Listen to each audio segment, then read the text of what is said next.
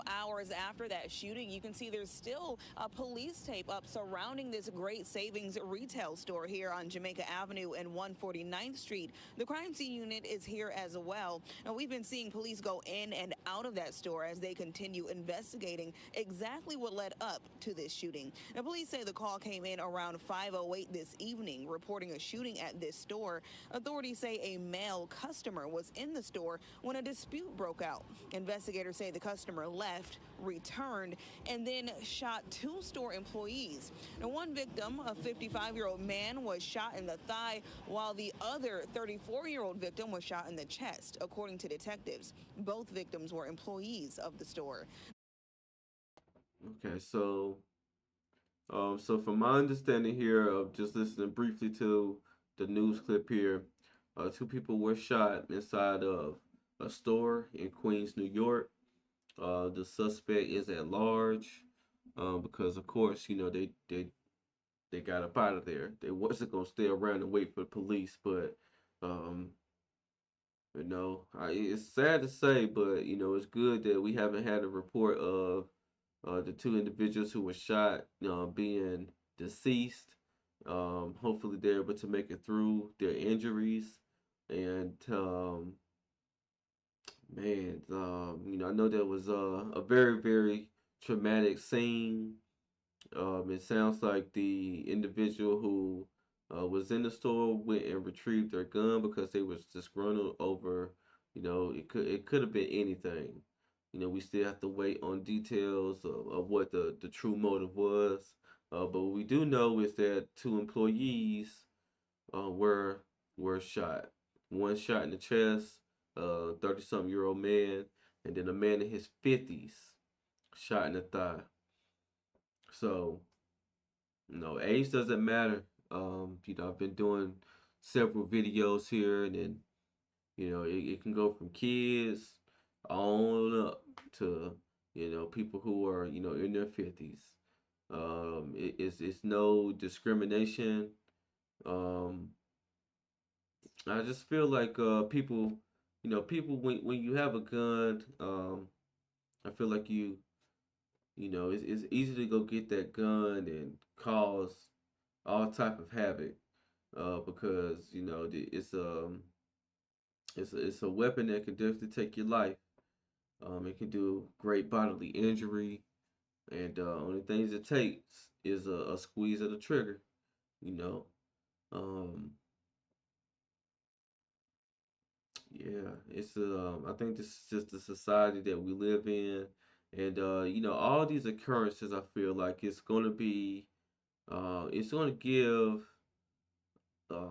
maybe Congress, the government, more incentive, like the leaders within these communities, from like mayors, governors on up. It's going to give them the incentive to, kind of, you know, give us more stricter laws as far as being gun owners, or, how people are able to obtain guns. Because a lot of times these guns are either stolen or they're being, sold onto the streets, whether it be by, you know, residents or citizens, or, you know, there's a black market out there for firearms for sure. And a lot of times on that black market, they're not coming from citizens. So definitely unfortunate to go to work and come into a situation to where you've gotten into it with a customer, and then that customer comes back inside and opens fire on you. That honestly, that would deter most, or majority of people from even wanting to come back to work. And going to work is how majority of us provide and feed for ourselves. Provide and feed our families. And yeah, this is definitely tough.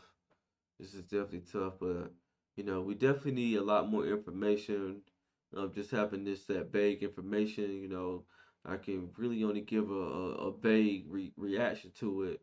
and definitely harp on the fact that it's very unfortunate that in situations of dispute, or you get mad, you just start seeing red, and the first thing that comes to your mind is, I'm going to go get my firearm. I'm gonna go get a weapon, and I'm gonna cause harm to this person because they wronged me. They maybe embarrassed me. Um, they've said something I didn't like, and like I said, I don't know the situation here or what actually happened, what the individual who did the shooting was disgruntled about. But these are the aftermaths and the results of what happens.